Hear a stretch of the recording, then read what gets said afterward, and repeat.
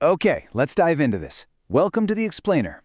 Have you ever wondered about the origins of the absolute most powerful, chest-rattling cultural forces of the last century? Well, today, we're tracing the history of sonic street technologies. We're talking about a movement that completely transformed the very way the world experiences music. I want you to take a second and think about the last time you had a truly visceral experience with music. Maybe it was at a massive outdoor festival or deep inside a dark, thumping underground club. We really tend to think of modern DJing and remix culture as a recent, digitally driven phenomenon. But to find the true origins of that feeling, we actually have to travel back in time. So, the crucial point is, a sound system is not just a pile of speakers in a corner. It's a living, breathing, cultural crew. It is a massive mobile audio apparatus run by a dedicated team. It's literally an instrument in and of itself, designed to create a completely immersive communal event. You don't just listen to a sound system, you feel it. Section 1. The anatomy of bass and feeling the music. Before we track the history, we really have to look at the physical nature of the rig itself. Why does it demand such a physical reaction from the crowd? Scholar Julian Enriquez uses this incredible term, sonic dominance. When you're standing in front of a properly tuned sound system, the enveloping physical weight of those sub-bass frequencies literally takes over. The music isn't just in your ears anymore, it's vibrating right through your chest cavity. It literally dictates how you move. Now, what's really interesting about this is the specialized team it takes to achieve that sonic dominance. You've got the selector, who's curating the tracks and reading the room. You've got the MC, or toaster, who's on the mic hyping up the crowd. Then there's the engineer, handling the cybernetic tuning and phase alignment. But arguably the most vital, unsung role, the box boy. Building a sound system was a grueling apprenticeship. Young members would start by hauling these incredibly heavy, custom-built wooden speaker cabinets at the end of the night, literally learning the trade from the ground up before they ever touched a turntable.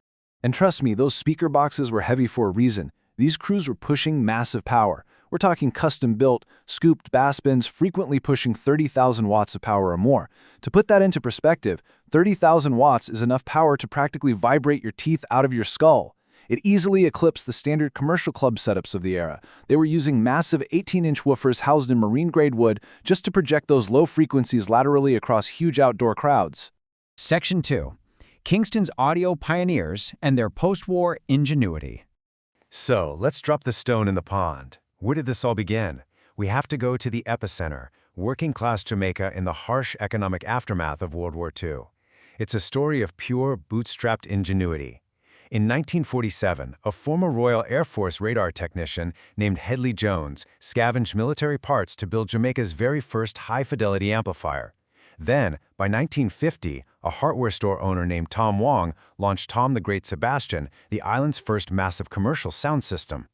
Throughout the 50s, legendary figures like Duke Reed and Coxsone Dodd dominated Kingston, constantly upgrading their tech all the way up to 1985 when the digital sling-tang rhythm came along and changed the game completely. Now you might be wondering why Kingston? Well, it was born out of pure economic necessity. After the war, hiring a 14-piece live band was simply way too expensive for working-class communities. So local entrepreneurs stepped up. They built these mobile rigs, powered them up with generators, and just drove flatbed trucks right into empty lots to play imported American rhythm and blues records for the masses. Section 3. The art of the clash, where competition breeds innovation. And this brilliantly illustrates how things escalated. As more entrepreneurs built systems, the streets of Kingston got pretty crowded, which sparked fierce, cutthroat rivalries. Just think about the contrast for a second. A standard, modern club DJ usually plays commercially accessible tracks to a relatively passive crowd. But the Jamaican sound clash, that was an absolute battlefield. Rival crews would set up side by side. They played exclusive one-off vinyl records called dub plates that absolutely no one else had. And the crowd was highly participatory. They were the judges. If your sound was weak or your tracks were stale, you lost the clash. This cutthroat environment actually had a massive historical payoff. Eventually, those exclusive American R&B records became too hard to find. So, to guarantee they had exclusive music to win these clashes, sound system owners like Coxsone Dodd and Duke Reed did something brilliant. They opened their own recording studios. They hired local musicians to create totally original tracks. And in doing so, these sound system operators literally invented ska, rocksteady, and eventually reggae music. Section 4. Windrush, UK subculture, and exporting the vibe. As the music evolved, so did the geography. In the 1960s and 70s, the mass migration of Caribbean people to the UK, the Windrush generation, brought sound system culture right across the Atlantic. And these setups functioned as incredibly vital underground havens. For marginalized Afro-Caribbean communities facing systemic challenges in the UK, setting up a massive speaker stack in a warehouse or on a street corner was a profound expression of cultural resilience. It was a powerful way to forge a shared identity. Let's talk about the year 1973, because it's a massive milestone. This was the year organizer Leslie Palmer officially introduced static, stationary sound systems to the Notting Hill Carnival. By bringing this technology in, the carnival was completely transformed from a local parade into the massive, bass-heavy, world-renowned street festival it is today. It literally draws millions of people just to hear those legendary sound systems. And, the underlying philosophy really hasn't changed at all. Listen to this quote from Bristol's modern-day Scotland Yard sound system. It should be a full-body, immersive experience. You should feel inside it, part of it. This connects right back to that original concept of sonic dominance we talked about earlier. The physical devotion to heavy bass remains the absolute core of the culture in the UK today. Section 5. Brazil's sonic street tech and the Latin American ripple. Let's move to South America and see how this builds, because when the Jamaican blueprint hit there, it mutated in massive, totally unexpected ways. Brazil adapted this street technology perfectly to its own urban landscapes. You've got the radiolas, which are these huge, sprawling walls of speakers completely dedicated to roots reggae. You have the aparelhagens up in the Amazonian region of Pará pumping out high BPM techno-brega.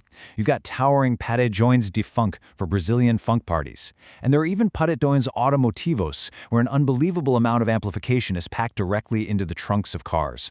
The story of Maranhão is particularly fascinating. This Brazilian state literally earned the nickname Jamaica Brasileira, the Brazilian Jamaica. Back in the 1970s, sailors coming into port traded Jamaican reggae vinyl with the locals. And that one simple exchange sparked a massive scene. Today, there are hundreds of active radiolas driving a huge multi-million-dollar reggae economy.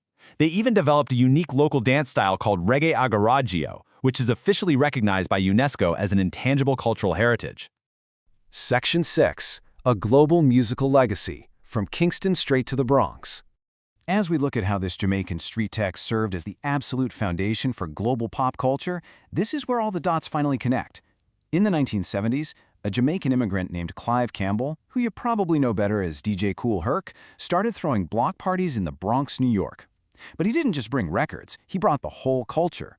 He built the loudest, most bass-heavy sound system in the city, directly emulating the Jamaican setups of his youth. Plus, he brought over the Jamaican toasting style, with MCs talking rhythmically over the beats to hype the crowd. That exact combination, that was the dawn of hip-hop. Which leaves us with this final thought. Today, we consume so much of our music totally alone, right? Usually through headphones, curated by invisible digital streaming algorithms.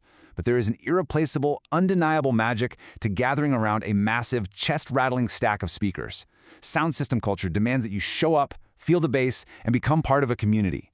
So I'll leave you with this. In an increasingly digital world, will the raw, visceral, communal power of the sound system actually become our most vital way to truly connect? Think about that the next time you feel the bass drop. Thanks for joining me on this explainer, and keep exploring.